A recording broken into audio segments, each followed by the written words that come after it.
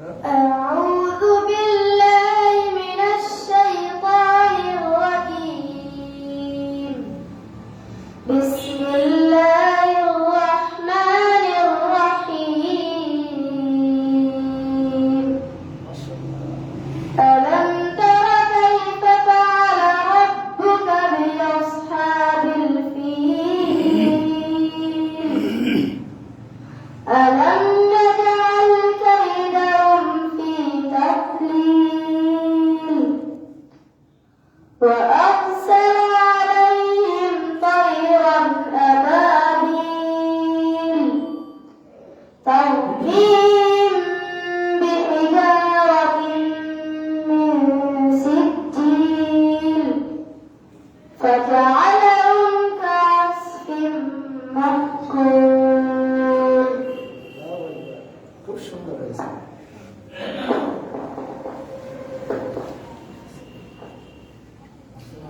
الحمد لله نحمده ونستعينه ونستغفره ونؤمن به ونتوكل عليه ونعوذ بالله من شرور أنفسنا ومن سيئات أعمالنا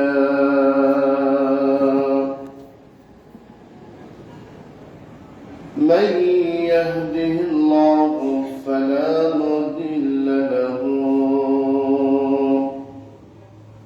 ومن يضلله فلا هادي له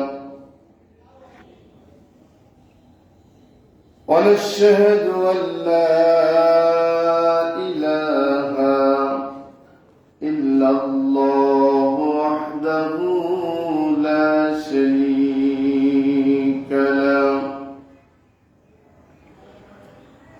ونشهد أن سيدنا وسندنا وحبيبنا ومولانا محمدا عبده ورسوله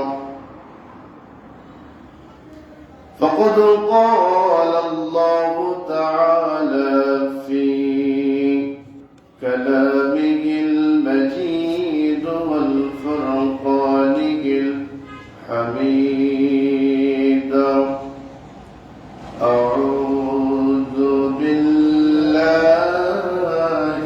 من الشيطان الرجيم بسم الله الرحمن الرحيم يريدون ليطفئوا نور الله بأفواههم الله متم نوره ولو كره الكافرون والذي أرسل رسوله بالهدى ودين الحق ليظهره على الدين كله ولو كره المشركون يا أيها الذين آمنوا هل أدلكم على تجارة تنجيكم من عذاب أليم صدق الله العظيم إن الله الله وملائكته يصلون على النبي يا أيها الذين آمنوا صلوا عليه وسلموا تسليما اللهم صل على سيدنا مولانا محمد وعلى آل سيدنا مولانا محمد اللهم صل على سيدنا مولانا محمد وعلى آل سيدنا حبيبنا نحمده ونصلي على رسوله الكريم সম্মানিত মুসল্লিবৃন্দ আসসালামু আলাইকুম ওয়া রাহমাতুল্লাহ ওয়ালাইকুম আসসালাম ওয়া রাহমাতুল্লাহি ওয়া বারাকাতুহু আল্লাহ রাব্বুল আলামিনের দরবারে শুকরিয়া আদায় করছি যিনি শত ব্যস্ততার ভিতর দিয়ে পবিত্র জুম্মার নামাজের উদ্দেশ্যে তিনার ঘর মসজিদ পর্যন্ত এসে কোরআন কারীম থেকে কিছু কথা বলার এবং শোনার জন্য তৌফিক দান করলেন। ওই মহান মাবুদের দরবারে শুকরিয়া আদায় করছি, সকলে বলছি আলহামদুলিল্লাহ। আলহামদুলিল্লাহ। লক্ষ কোটি দুরূদ ও সালাম বর্ষিত হোক বিশ্ব মানবতার মুক্তির দিশারি দো জাহানের বাদশাহ, শ্রেষ্ঠ নবী, শ্রেষ্ঠ নেতা জনাবে মুহাম্মদুর রাসূলুল্লাহ সাল্লাল্লাহু আলাইহি ওয়াসাল্লামের প্রতি। সম্মানিত উপস্থিতি, সময় কম থাকার জন্য আমরা একটি বিষয় লক্ষ্য স্থান লক্ষ্য মঞ্জিলে বুঝতে পারি না। তারপরেও যথারীতি যেহেতু আমরা আলোচনা শুরু করি সেই লক্ষ্যে সূরাতুস সফ থেকে আজকের আলোচনা। গত জুম্মায় আলোচনা করছিলাম, তারপর থেকে হলো আজকের আলোচনা। এমন একটি সময় আমাদের সামনে উপস্থিত হয়েছে যে সময়ে ইসলাম নিয়ে নানান কায়দায় তালবাহানা চলছে, ষড়যন্ত্র চলছে, নানান ভাবে আমাকে আপনাকে সিদ্ধান্ত নিতে, সিদ্ধান্ত জায়গা থেকে পিছিয়ে দিচ্ছে। এই যে বিষয়টি আল্লাহ রাব্বুল আলামিন অনেক আগেই এই বিষয়টি বলেছিলেন, কোরআন কারীমের মধ্যে স্পষ্ট ভাষায় বলেছেন। কোরআন কারীমটি যখন নাযিল হলো তখন এত মানুষ ইসলাম গ্রহণ করেনি, ইসলামের পক্ষে মানুষ ছিল না,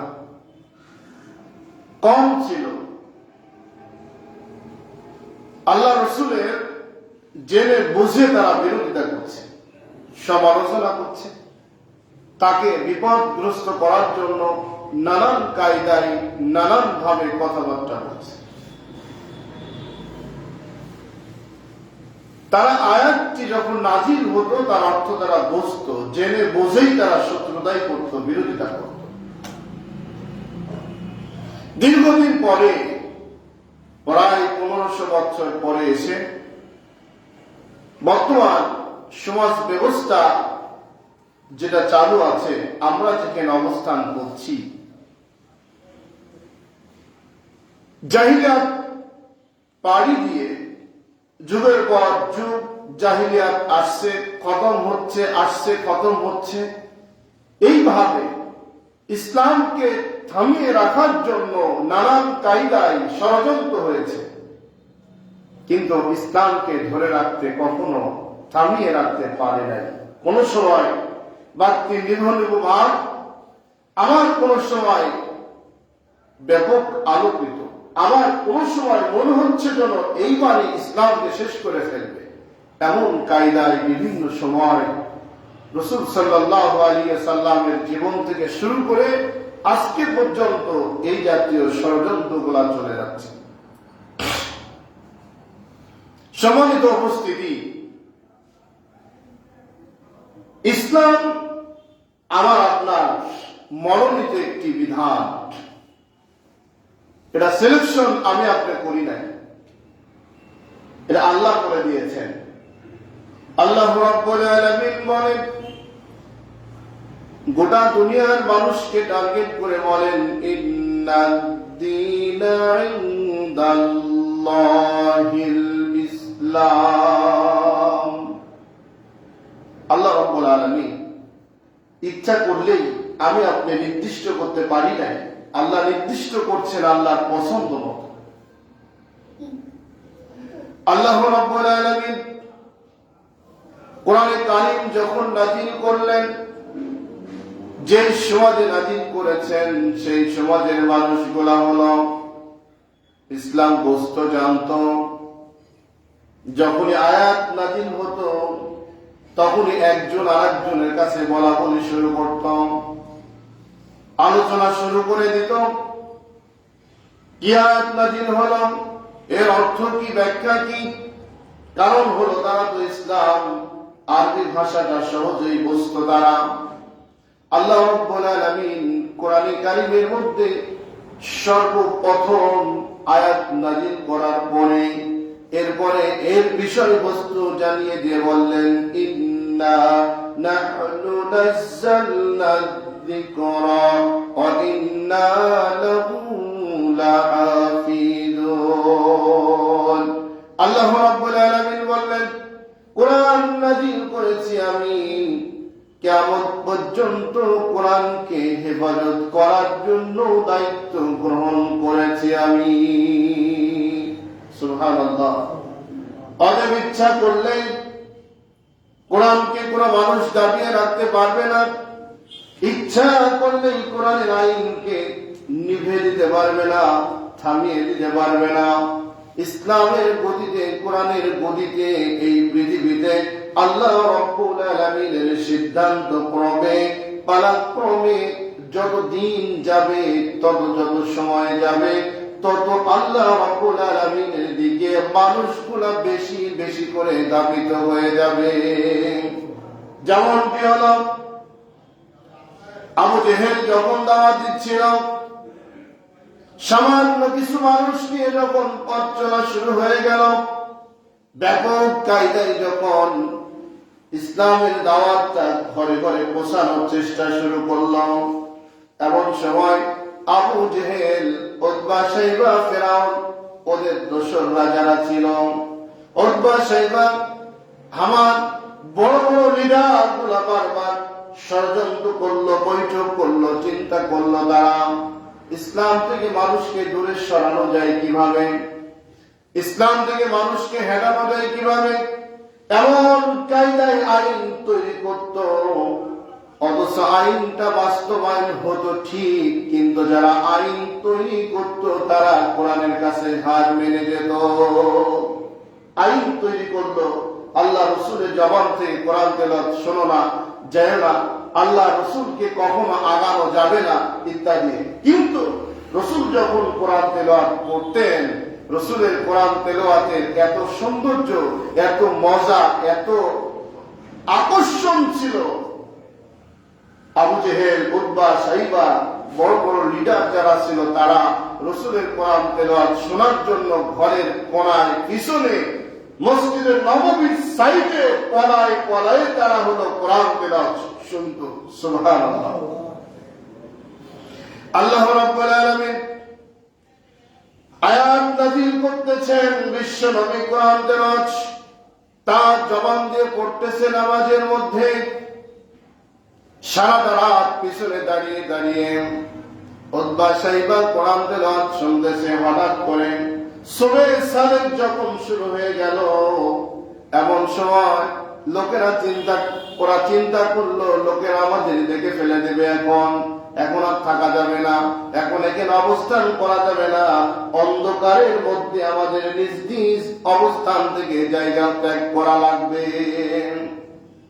আমার ভাইয়েরা, জায়গা তারা ত্যাগ করা শুরু করলো।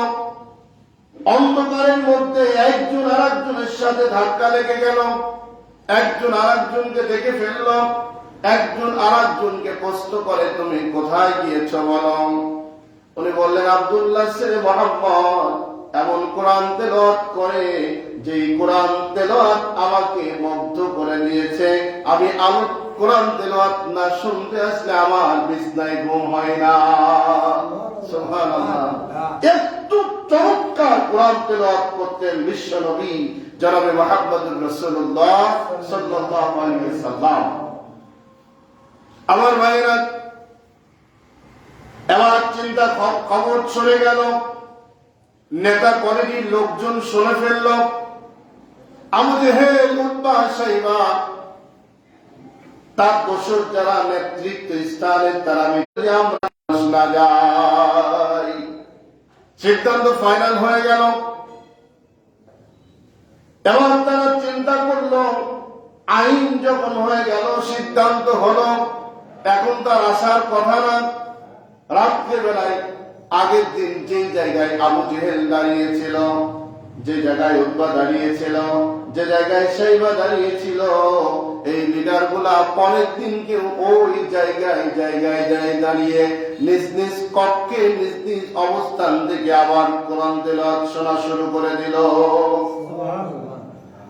এমন অবস্থায় আমার সুবহে সাদেকের আগ মুহূর্তে যখন হলো, আমার অন্ধকার থাকা অবস্থায় তারা চলে যাওয়ার সিদ্ধান্ত নিয়ে নিল। আবার চলে যাওয়ার সময় দেখা হয়ে গেল। এবার চিন্তা করলো, আমরা যদি এই কোরআন আমরা যদি শুনতে যাই, আমরাই যদি সমাজে নেতৃত্ব দিই, অন্যদেরকে নিষেধ করি, তাহলে আমাদের অবস্থান থেকে আমরা নেতৃত্ব দিতে পারবো না। তার মানে হলো এই বিশ্ব নবীকে এইভাবে না ছেড়ে দিয়ে তাকে এই এলাকা থেকে বের করার জন্য চিন্তা করো। একের পর এক ষড়যন্ত্র হলো বিশ্ব নবীকে শেষ করার জন্য, কোরআনের আওয়াজকে বন্ধ করার জন্য, তেলাওয়াতকে বন্ধ করার জন্য, কোরআন থেকে মানুষকে বিচ্ছিন্ন করার জন্য যত রকম চেষ্টা করা হয়েছে, যত রকম ষড়যন্ত্র করেছে, কোন ষড়যন্ত্র, কোন চেষ্টা ওই কাফেরদের আল্লাহ রাব্বুল আলামিন কবুল করে নাই। কেন?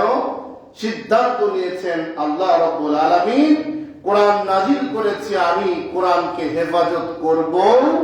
আমি এখনো দেখবেন সারা পৃথিবী ব্যাপী কোরআনের বিরুদ্ধে যতই আপনি কথা বলেন না কেন, কিন্তু কোরআন তেলাওয়াত যদি শুরু হয়, মনের অজান্তেই চোখ দিয়ে পানি চলে আসবে। ঠিক আপনার সমস্ত ব্যস্ততা, ক্লান্ত সবগুলাকে কোরআনের কাছে হার মানিয়ে আপনাকে দীর্ঘ সময় ওই কোরআনের আওয়াজের মধ্যে দিয়ে আল্লাহ আপনাকে পার করে দিয়ে দেয়।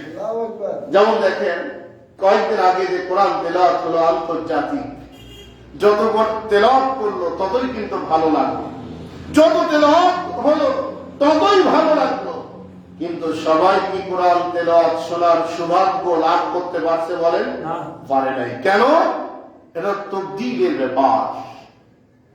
কোরআন এমন একটি সম্পদ, পৃথিবীর জাহিলিয়াতকে অন্ধকার থেকে আলোর দিকে আনার জন্য কোরআনের চাইতে বিকল্প আর কিচ্ছু নাই পৃথিবীতে। আমরা যতই বিরোধিতা করি, যত সমালোচনা করি, যা কিছু করি না কেন, এটা আমাদের ব্যর্থতা, আমাদের নিজ জায়গা থেকে আমরা হার মেরে যাচ্ছি। আমার ভাইরা, চিন্তা করেন, আবু জেহেল সিদ্ধান্ত নিয়ে ব্যর্থ হয়ে যাচ্ছে। এবার বললেন, যেখানে কোরআন তেলাওয়াত হবে সেখানে বিশৃঙ্খল সৃষ্টি করে দাও, সেখানে হট্টগোল সৃষ্টি করে দাও, যাতে করে কোন ক্রমেই মানুষগুলা কোরআন আওয়াজ স্পর্শ না করতে পারে।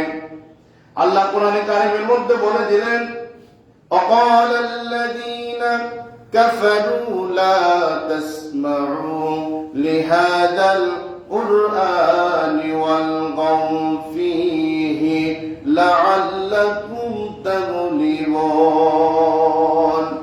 আল্লাহ রাব্বুল আলামিন কাফেরের বিষয়টি, আবু জেহেলের ঘোষণা, কাফেরদের সিদ্ধান্তগুলো হলো কোরআনে কারিমের মধ্যে কোট করে দিয়ে আল্লাহ বললেন, ও দুনিয়ার মানুষ, তোমরা সকলেই শোনো, সকলেই তোমরা এই কোরআনের যতই ষড়যন্ত্র করো না কেন, যতই সমালোচনা করো না কেন, যত মানুষদের মধ্যে বিভ্রান্ত ছড়িয়ে দাও না কেন, এই কোরআন থেকে মানুষকে কোনো সময়ের জন্য এক কিঞ্চিত পরিমাণ দূরে সরাতে পারবে না। ঘোষণা হলো কার? বলেন আল্লাহ। আমরা যতই চেষ্টা করি কোরআন থেকে দূরে সরানোর, আমরা কি নিজেরা কোরআন থেকে দূরে সরে যাব? বলেন যাব না। ইচ্ছা নাই, একজন মুমিন ইচ্ছা নাই, তারপরেও যখন আযান শুরু হয়ে যায়, ওই মুমিনকে, আল্লাহর ওই গোলামকে নামাজ থেকে দূরে সরিয়ে রাখা যায় না। ঠিক না কথা বলেন? কিন্তু ঈমান তো নাই। আমরা যারা মুসলমান, এদের কথা ধরা চলে না, আমাদের কথা ধরা চলে না। আমরা তো সুবিধাবাদ, ভালো লাগলে আসি, না লাগলে নাই।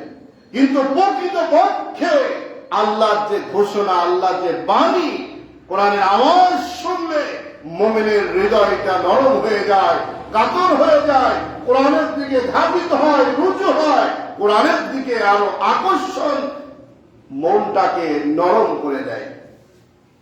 আজকে দেখুন, আমরা ওয়াজ কম জানি না। আমার সামনে যারা আছেন, দোকানে বসে, রাস্তায় বসে, বিভিন্ন জায়গাতে, আমরা ওয়াজ কম জানি না, কিন্তু আমরা ব্যাপক পরিমাণ সমালোচনা হোক, আলোচনা হোক, বিরোধিতা হোক, আর পক্ষে হোক, বিপক্ষে হোক, আমরা কিন্তু কথা বলা বন্ধ করি না, বলি। কিন্তু যদি আপনি কথা বলতে গিয়ে কোরআনে কারিমের স্পষ্ট আল্লাহর ভাষা আমার আপনার মাথায় রাখা দরকার। কোরআনের কথা বলতে গিয়ে যদি এক বিন্দু পরিমাণ উল্টা হয়ে যায়, কোরআনে যদি সেইটা না থেকে থাকে, তাহলে আল্লাহ রাব্বুল আলামিন বলতেছেন, কাল কিয়ামতের ময়দানে তার জিহ্বা আগুনের কেচি দিয়ে কেটে জাহান্নামের মধ্যে ফেলে দেওয়া হবে। অপরদিকে রাসূল সাল্লাল্লাহু আলাইহি সাল্লামের পরিষ্কার হাদিস, রাসূল যেটা বলেনি, যেটা হাদিসে নাই, হাদিসের দোয়াই দিয়ে সেটাও যদি কেউ বলে থাকে, কাল কিয়ামতের ময়দানে তাকে জাহান্নামে নিক্ষেপ হতে হবে। এখন বলুন, আমরা যারা তর্কের মাঝে চলে যাই, কারণ আমার তো ফার্স্ট হতেই হবে, আমার তো জিততেই হবে, আমাকে আগাতেই হবে, তাহলে আমাকে আমার মতো করে হয়তো কারো থেকে শুনে আসছি, অথবা মুখস্থ করে আসছি, অথবা বাংলা কোনো বই পড়ছি, অথবা দু একজন কোরআনের 2-4 পৃষ্ঠা পড়ছি, পড়ার পরে আমার জায়গা থেকে আমি লড়তে রাজি না, হয় যাক আর থাক। আমার বাস্তব জীবনে দেখা, জয়নগরে 2 চাচার বাড়ি, তাদের নাম বললাম না, তখন আমি মাদ্রাসায় পড়তাম। অজুর বরস দিন লাগলো যুদ্ধ, একজন কয় 6টা, একজন কয় 4টা।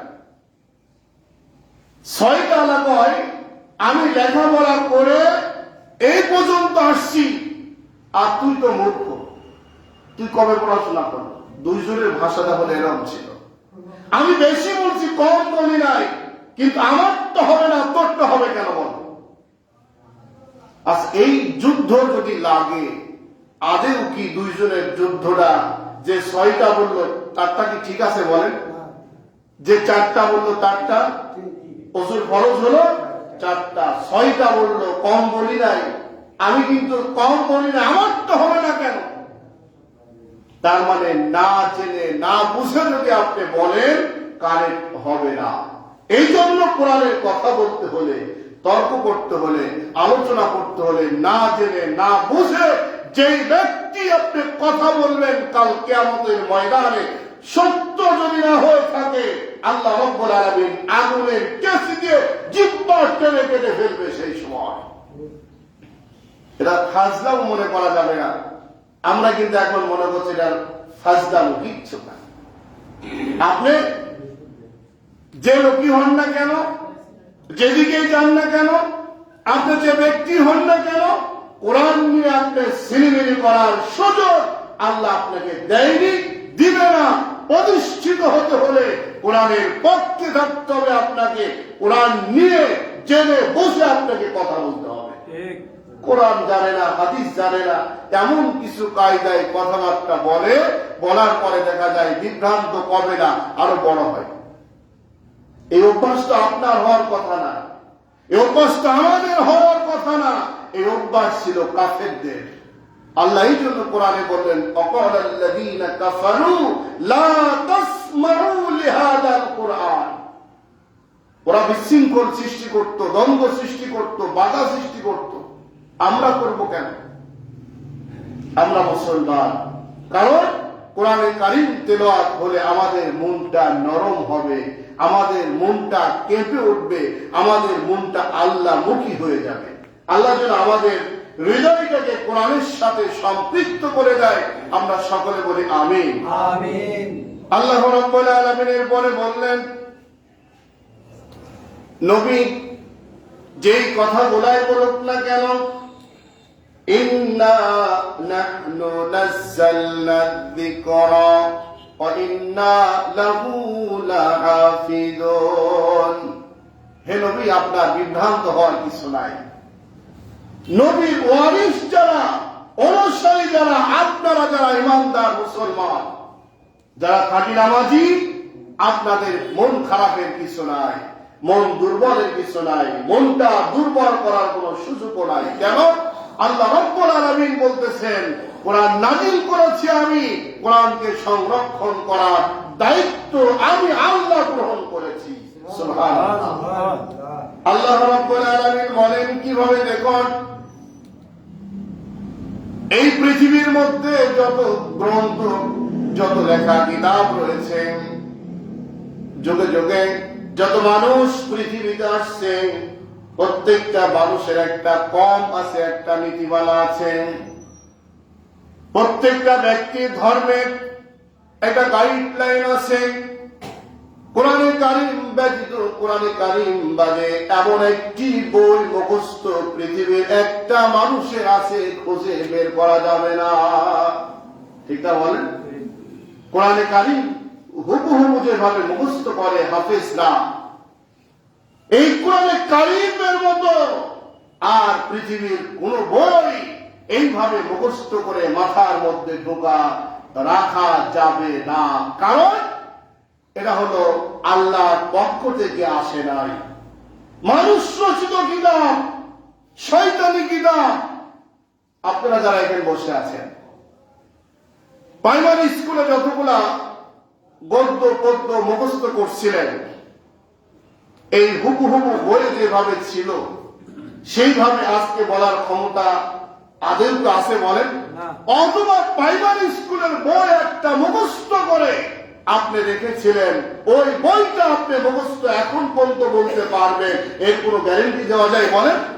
দেওয়া যায় না। কেন না দেওয়ার কারণ হলো, এই বইটা লিখছে হলো মানুষ, আল্লাহ দায়িত্ব গ্রহণ করে নাই। আজ আমরা সেই ছোট্টবেলায় 8 থেকে 10 বছরের একটা বাচ্চা যখন সিনার মধ্যে কোরআনে কারীম ঢুকিয়ে নিয়েছে, মৃত্যু পর্যন্ত ইচ্ছা করলে সেই তেলাওয়াত করতে পারবে কিনা? কথা বলেন, কেন পারবে? এই রক্ষণাবেক্ষণা দায়িত্ব কার? অহংকারের কিছু নয়, গর্বের কিছু নয়। একজন হাফেজ হওয়ার পরেও সে যদি মনে করে আমি যা খুশি তাই, না, এই সিনাটাকে হেফাজত করার জন্য একমাত্র মালিক আল্লাহ। অহংকারের কিছু নাই।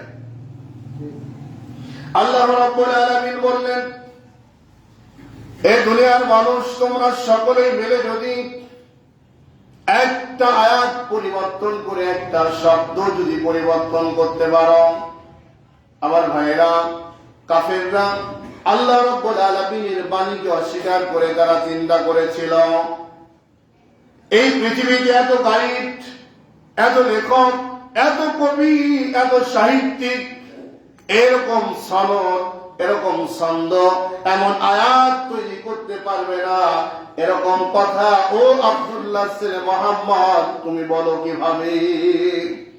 আমাদের মধ্যে কিছু পণ্ডিতরা আছে কয় হুজুর, আরে হুজুররা যে ওয়াজ করে ওয়াজ কিন্তু আমরাও জানি। কি কর? এই পণ্ডিত ওই সময় বলছিল যে আমরা এরকম আয়াত তেলাওয়াত করতে পারবো, বানাতে পারবো, বলতে পারবো। দেখেন, ছেলে সম্পর্কে সবচাইতে ভালো জানে বাপ মা না সমাজের মানুষ? কে জানে বলেন তো? কথা বলেন সবাই। বাপ মা ভালো জানে আমার ছেলে কেমন যোগ্যতা, কেমন দক্ষতা, কোন কোয়ালিটির, আমার চাইতে ভালো সমাজের মানুষ কিন্তু জানবে না। তাহলে আল্লাহ আমাদের সৃষ্টি করছেন, আমাদের সম্পর্কে সবচেয়ে ভালো কে জানেন? কথা বলেন। আল্লাহ জানেন, বোঝেন। সেই জন্য কোরআনে কারিমের মধ্যে বড় সূরা ছিল, অনেক বড় বড় সূরা ছিল, সুন্দর সূরা ছিল। আল্লাহ ওইদিকে তাকান নাই। আল্লাহ বললেন ছোট্ট সূরা, সূরা কাউসার। কি নাম বলেন? ইন্না আ'তাইনাকাল কাউসার। এর চেয়ে ছোট্ট সূরা কোরআনে আর নাই। এই সূরাটা দিয়ে আল্লাহ বললেন পুরো সূরা বানানো লাগবে না। আমি বললাম ইন্না আ'তাইনা, এরপরে মাঝখানে একটা আয়াত কি হবে? তোমাদের সময় দেওয়া হলো, তোমরা বানাও। তারা চিন্তা করলো এটা সহজ কাজ। ওরা গবেষণা শুরু করলো, ওরা মেলানো শুরু করলো। এত কবিতা বানালাম, আমরা কবি, আমরা সাহিত্যিক, আমরা গবেষক, আমরা লেখক, আমরা নানান কিছু করে ফেলেছি। এটা কোনো ব্যাপার হলো? ওনারা চিন্তা করলো। এরপরে সময় দেওয়া হলো তাদের। 1 সপ্তাহ চলে যায়, 10 দিন চলে যায়, 12 দিন চলে যায়। ইন্না আ'তাইনাকাল কাউসার, এরপরে কি হবে আর বলতে পারে না। সুবহানাল্লাহ বলে। তাহলে বোঝা যায় যে এর মালিক একমাত্র কে? আল্লাহ।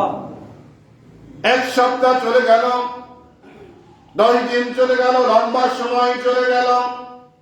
সমস্ত গবেষক লেখক যারা ছিল সারেন্ডার হয়ে বলল ইন্নাহা লাকালামুল বাশার, নিঃসন্দেহে আমরা স্বীকৃতি প্রদান করলাম এই কোরআনে কারীম দুনিয়ার কোন মানুষের দ্বারাই সম্ভব নয়। সুবহানাল্লাহ। সেই কোরআন তো এখনো আমাদের সামনে। তারা যে গবেষক ছিল, লেখক ছিল, তারা যে দক্ষ ছিল, পণ্ডিত ছিল, এমন পণ্ডিত পৃথিবীর মধ্যে যদি খোঁজা যায়, এমন পণ্ডিত এখন খুঁজে পাওয়া যাবে না।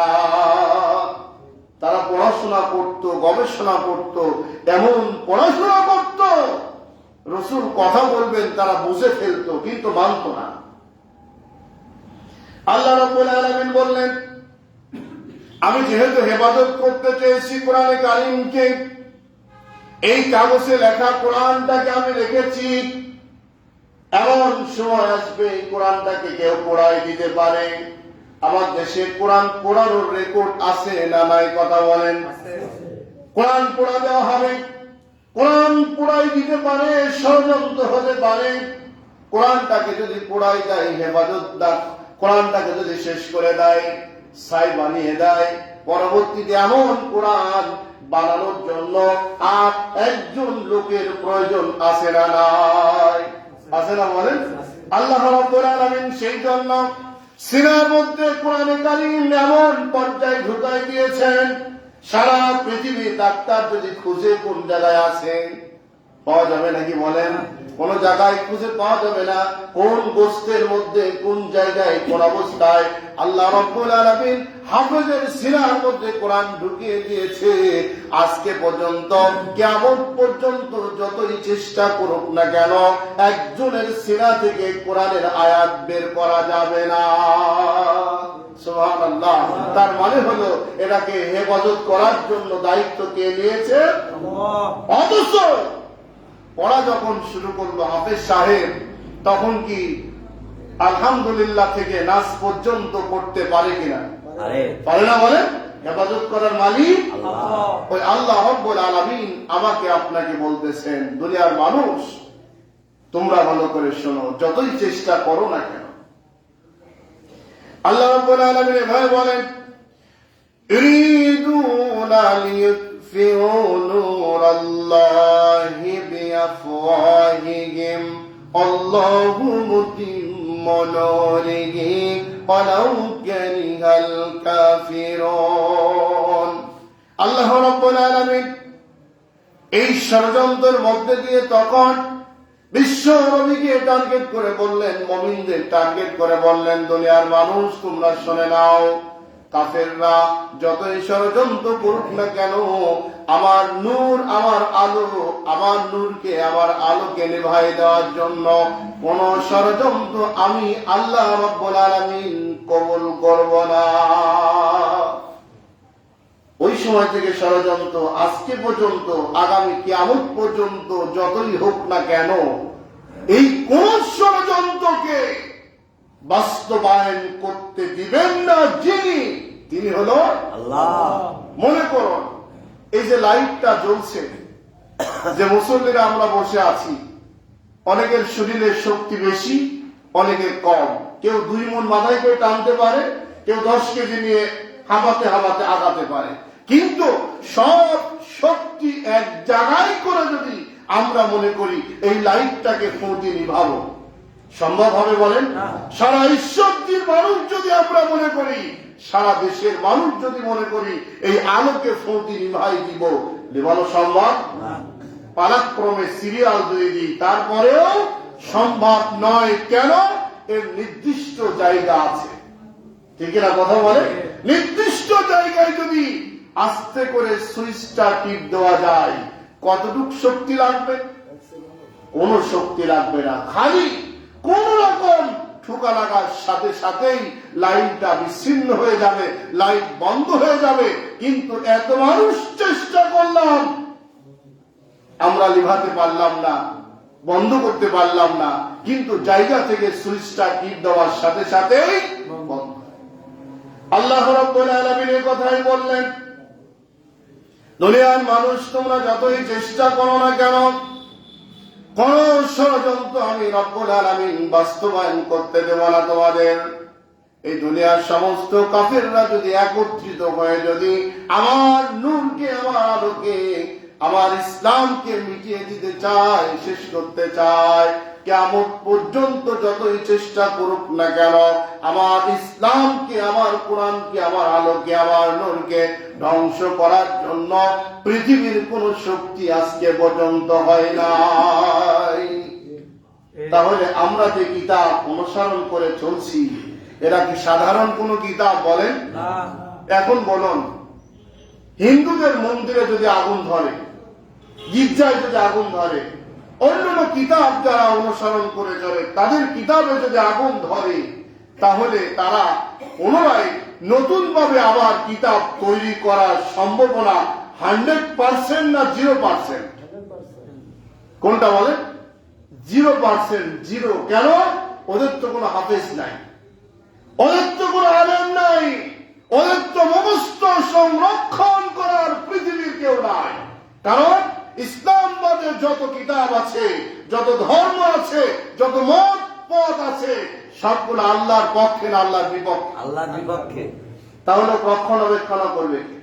কিন্তু আমরা যারা মুসলমান, আমরা যারা ইমানদার, আমাদের হাতে যে কোরআন আছে, এই কোরআন যদি সারা পৃথিবীর থেকে শেষ করে দেওয়া হয়, আবার নতুন ভাবে এমন কিতাব তৈরি করার জন্য আল্লাহ রাব্বুল আলামিন হাফেজ তৈরি করে রেখেছেন।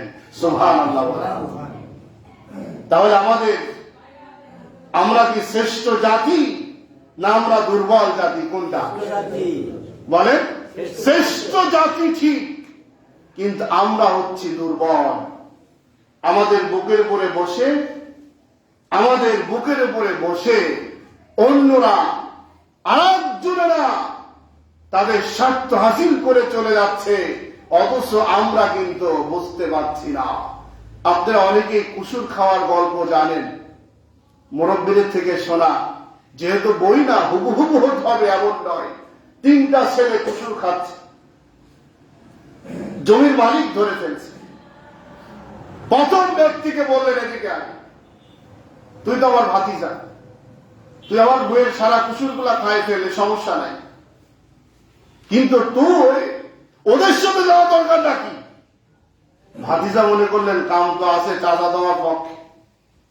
2 নম্বর ওনার বললেন, তুই তো আমার ভাই, আমার অমুক অমুক ভাই, তুই সারা ভুয়ের কুসুর শেষ করে দে, আমার কিছু করার নাই, তো তোর অধিকার আছে, কিন্তু তুই ওদের সাথে যাওয়া দরকার নাকি? উনি মনে করলেন বাঁচলাম। 3 নম্বরে 3 জনকে এমন পাম দিল, দেওয়ার পরে 3 জন পাম নিয়ে খালি ফুলছে, কাম আসছে, আর মনে হয় কিছু করবে না, কাম আসছে। এরপরে যখন কুসুর দিয়ে খেতি করা শুরু করলো, এখন কয় যার যার মাঠ তাক তাক দাও, আর সহ্য হয় না, এমন আর ভালো লাগে না। আগে যদি জানতাম আর আসতাম না, আমাদের মুসলমানদের নিয়ে এমন সিরিমিরি করছে জাতীয় ইহুদি ষড়যন্ত্রের মানুষগুলা, আমরা বুঝতে পারছি না। মনে করছি আলেমের বিরুদ্ধে কথা বললেই বাঁচলাম, ইসলামের বিরুদ্ধে কথা বললে বেঁচে গেলাম, হুজুরের বিরুদ্ধে কথা বললে বাঁচলাম, নামাজিদের বিরুদ্ধে কথা বললে বেঁচে গেলাম। কিন্তু জবাব দেওয়ার লোক একজন আছে না নাই? ওই দিনকে বোঝা যাবে কত ধানে কত চাল। ওই দিনকে হিসাবের ময়দানে দাঁড়িয়ে আর আফসুস করে কোনো লাভ হবে না। এজন্য ভাইয়া, আমরা সবল, বুদ্ধিমান, বিবেকবান ব্যক্তি এখন পর্যন্ত আমরা ইচ্ছাকৃত ভাবে নামাজ ছেড়ে দিই, কোরআন ছেড়ে দিই, ইসলাম ছেড়ে দিই, আর মনে করছি আর শালা সব পাগল, আমরা কম বুঝি না। কি বলেন, অমুক অমুকের মতো না, অমুক নামাজি অমুকের মতো আমি না, নামাজ একাদত্ব একদম ছাড়ছি এরকম ভাবেন না যে নামাজ আমার মাঝে মাঝে পড়ি না তাই, কিন্তু ইমান অমুকদের মতো না, ইমান মজবুত আমাদের। অথচ আল্লাহ বলছে ওইটা কম ইলা সালাতি কম কুসালা, যার নামাজ নাই তার কি নাই? ইমান নাই, কিচ্ছু নাই। ফাটা ঢোল থপথপি করে, ফাটা ঢোল যখন আপনি দৌড়ান, এ থপথপি করবে, আওয়াজ খুব মিষ্টি হবে না। আর ভালো ঢোল যদি আপনি বাড়ি দেন, টং টং করে আওয়াজ আসবে। ইমান যদি থেকে থাকে, আপনার দিয়ে সিরিমিরি করার ইহুদি নাসারাদের শক্তি থাকবে না। আর ইমান নাই, থপ থপ করে কোন রকম আপনি শুনে না শুনে আপনাকে যে কেউ বিভিন্ন ভাবে বিপদগামী করতে পারে। এজন্য ভাইরা, সময় যেহেতু নাই, আমি যে বিষয়টি আপনাদের নিয়ে আলোচনা করতেছিলাম, আমরা শ্রেষ্ঠ জাতি, আমরা শ্রেষ্ঠ ধর্মের অধিকারী, আর কোরআনকে হেফাজত করার জন্য স্বয়ং আল্লাহ নিজে মালিক। আর একটা জিনিস আপনারা কয়েকদিন ধরে ভাইরাল দেখছেন, ভারতের বাবরি মসজিদ নতুন ভাবে আবার এক জায়গায় বানানো হচ্ছে, দেখছেন না? বলেন, বাবরি মসজিদ ভাঙছিল, সারা পৃথিবীর মুসলমান কাঁদছিল, চোখের পানি ফেলে দোয়া করছিল। কিন্তু আবার শুরু যখন হয়েছে, শেষ তো হবে ইনশাআল্লাহ। কিন্তু এর রক্ষণাবেক্ষণার মালিক যদি আল্লাহ না থাকে, মানুষ দিয়ে কি হয় বলেন? আজকে মোদি আছে, কালকে মোদি থাকবে না। আজকে আবার নতুন যে আসবে, হয়তো বা সে শেষ করতে চাইবে, কিন্তু আল্লাহ যিনি আছেন, উনি আছেন, থাকবেন, শেষ কিচ্ছু হবে না, কিন্তু কষ্ট হবে, কষ্ট হবে। এজন্য ভাইরা, ইচ্ছাকৃত ভাবে এখন পর্যন্ত দেখেন রাস্তায় ঘুরে কত ভাই আজকে জুম্মার দিন নামাজে যেতে আমার মনেই নাই, ভাই চলেন নামাজ যাও, তো কত দেখলাম 2-1 ওয়াক্ত নামাজ বাদ দিয়ে। শুনেন, ইমান দুর্বল মনে করেন না, এই একটু ব্যস্ততার মধ্যে ঝামেলার মধ্যে যাচ্ছি, ইমান দুর্বল না, উনি মন যা চায় তাই বলে চলছে। ভাই, এমন অবস্থায় নামাজ বিহীন যদি আপনি মৃত্যুবরণ করেন, আর কাবার ইমামকে দিয়ে যদি আপনি জানাজা করে দোয়া করার, নিশ্চিত ভাবে আপনি মনে রাখবেন ওই দোয়া কবুল হবে না। হবে না কি বলেন? হবে। আসুন, আল্লাহ যেন আমাদের বোঝার তৌফিক দান করেন। আমরা যেন আর নামাজ ছেড়ে না দিই ইনশাআল্লাহ। অনেক ভাইয়ের চেহারা আমি দেখছি যারা আমার নিয়মিত মুসল্লি ছিলেন, তোর নামাজের গুল্লি মারি আর আসেন ভাই নামাজে যান না কেন ভাই? হুজুর আসবো নি, চুপ থাকেন আসবো নি। একদম মনে করেন না যে আসবো না, এ কি হুজুরের কাজ? এটা আপনার কাজ, আপনি ছেড়ে দিচ্ছেন। শয়তান বুকে চাপে বসে আছে আপনার। জুম্মার দিন খুতবা শুরু হয়, ভদ্রলোক ঢুকেই না মসজিদে, টাকা দেখেন এখন আসেই যাচ্ছে। কে ভাই এমন করেন কেন? এই জন্য ভাইয়েরা, সময় থাকতে সময়টা কাজে লাগান। আল্লাহ যেন আমাদের বোঝার তৌফিক দান করে, বলেন আমিন। আলহামদুলিল্লাহি রাব্বিল আলামিন।